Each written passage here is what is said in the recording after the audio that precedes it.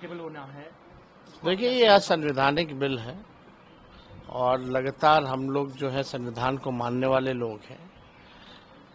भाजपा के लोग चाहते हैं नागपुर का कानून को थोपना, वो हर किस हम लोगों को बर्दाश्त है। हम लोग गंगा जमीनी तहजीब को मानने वाले लोग हैं। जो डाइवर्सिटी है हमारे मुल्क की, देश की, वही खूबसूरती है। शुरू से ही हम लोगों ने पार्लियामेंट दोनों सदनों में, चाहे राज्यसभा हो या लोकसभा हो, इसका हम लोगों ने विरोध किया था। चाहे बिहार में विधानसभा हो, विधान परिषद हो, उसका विरोध किया था इस बिल का। और आने वाले समय में भी हम लोग विरोध करेंगे। ये हम लोगों को हर किस इस तरह का बिल जो है कभी भी मंजूर नहीं होगा। और आप तो जान रहे हैं लालू जी की खराब स्वास्थ्य अवस्था में भी प्रोटेस्ट में जो है शामिल हुए थे। तो हम लोग इस बिल को लेकर के एकदम क्लियर हैं कि किसी भी कीमत पे हम लोग इसको बर्दाश्त नहीं करेंगे। बीजेपी कह रही है कि इस बिल में ऐसा कुछ भी नहीं है जिसको लेकर विरोध किया जाए, किसी की संपत्ति जब्त नहीं की जाएगी। अपोजिशन जो है देखिए, आज मुसलमानों पर हमला है, कल ईसाइयों पर होगा, परसों सिखों पर होगा। लगातार जो है इस तरह के हमला बीजेपी जो है करने का काम करेगी। भाजपा के लोग नौकरी रोजगार के बारे में, महंगाई के बारे में, देश की अर्थव्यवस्था के बारे में बात नहीं करते, शिक्षा चिकित्सा के बारे में बात नहीं करते, किसानों की बात नहीं करते। लगातार जो है देश को तोड़ने का काम, भाई को भाई से लड़ाने का काम में ही लगे हुए हैं। तो भाजपा तो बड़का झूठा पार्टी, झूठ बोलने में माहिर लोग हैं ये लोग। देखा जाए पूरे बिल पे अभी तक नीतीश कुमार जी ने कुछ नहीं कहा है। चिराग पासवान भी एनडीए के साथ नजर आ रहे हैं, मांझी जी भी एनडीए के साथ नजर आ रहे हैं। जो कभी इन लोग कहते थे, इन लोगों को कुर्सी से प्यार है। इन लोगों की ना कोई विचारधारा है, ना कोई नीति है, ना कोई सिद्धांत है। इन लोगों को किसी मतलब नहीं है। आप जान रहे हैं स्वर्गीय रामविलास पासवान जी ने जो है इस्तीफा दिया था, गोधरा कांड जब हुआ था तो उसको लेकर के। वो विचारधारा और नीति सिद्धांत की राजनीति करते थे। लेकिन आज के दौर में जो भी लोग हैं, केवल उन लोगों को कुर्सी से प्यार है और ना नीति, ना विचारधारा, ना देश के संविधान से कोई मतलब है, ना आरक्षण से मतलब है, केवल अपनी कुर्सी प्यारी है। क्या नीतीश जी को ये सब पता है कि क्या हो रहा है?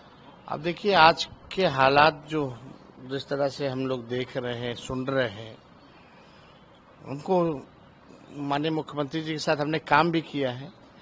इस अवस्था में देख करके हमको चिंता हो रही है। और इस अवस्था में देख के चिंता तो हो ही रही है, लेकिन उनके चेहरे का दुरुपयोग जो है लोग कर रहे हैं। पूरी तरीके से भाजपा जो है कंट्रोल कर रही है, हाईजैक कर लिया है और अपने अनुसार जो है उन पे अपने फैसलों को थोपा जा रहा है। अमित शाह, मोदी जी आ रहे हैं 24 तारीख को। देखिए, हम तो कहे ना आए भाई, तो जरा बताएं अमित शाह जी कि गुजरात को कितना दिया 11 साल में और बिहार को कितना दिया। और कम से कम बिहार आए तो तैयारी करके आए ना तथ्य से कोई मतलब है, ना आंकड़ों से मतलब है, ना सत्य से कुछ मतलब है। इतनी गड़बड़ियां उनके भाषण में। अरे गृह मंत्री कम से कम एनसीआरबी का आंकड़ा पढ़ के आते हैं। 20 साल में बिहार में 65,000 हत्याएं हुई हैं, 25,000 बलात्कार हुआ है। जरा ये बताते। सुप्रीम कोर्ट ने सृजन घोटाले से लेकर के बालिका गृह कांड, इनके डबल इंजन के राज्य में जो हुआ, अमानवीय से लेकर के क्या क्या टिप्पणियां नहीं की, उसका जिक्र करते ही है। परिवारवाद के बारे में बोल रहे थे, जरा जीतन राम मांझी जी के परिवार के बारे में बोलते हैं, चिराग पासवान जी के परिवार के बारे में बोलते हैं।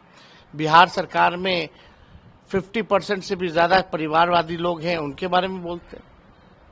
चारा घोटाला के बारे में जिक्र करते हैं तो आप नीतीश मिश्रा जी को, जगन्नाथ मिश्रा जी के बेटे को बिहार सरकार में मंत्री बना रखा है।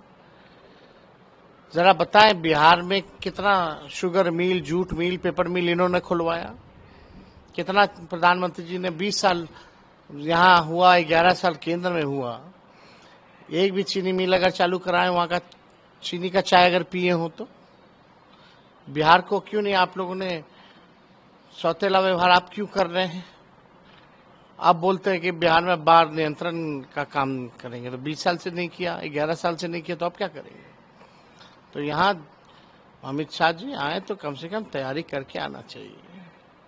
एक अंतिम सवाल, एक सवाल उठ रहे हैं, नीतीश जी पहले बैठक करते थे अधिकारियों से, chief secretary DGP Lalan Singh पहली बार हम लोगों ने ऐसा तस्वीर देखा कि ललन सिंह जी, सम्राट चौधरी और उनके सब बीजेपी के सदस्य लोग, जहां चीफ सेक्रेटरी बैठे हों, जहां डीजीपी बैठे हों, ये लोग इंचार्ज बन के कंट्रोल किए। ऐसा कभी भी मुख्यमंत्री ने आज तक मुख्यमंत्री के मीटिंग के अलावा कहीं भी चीफ सेक्रेटरी और डीजीपी नहीं गए, किसी की अध्यक्षता में बैठक नहीं की है।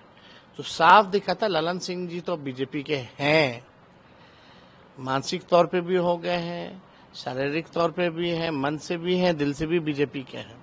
केवल मुख्यमंत्री के चेहरे का इस्तेमाल करना ये हो गए, या आपके इनके कार्यकारी अध्यक्ष हों, या यही लोग जो है बिहार को बदनाम कर रहा है, लूट रहा है, खा रहा है, हाईजैक किए हुए ये लोग।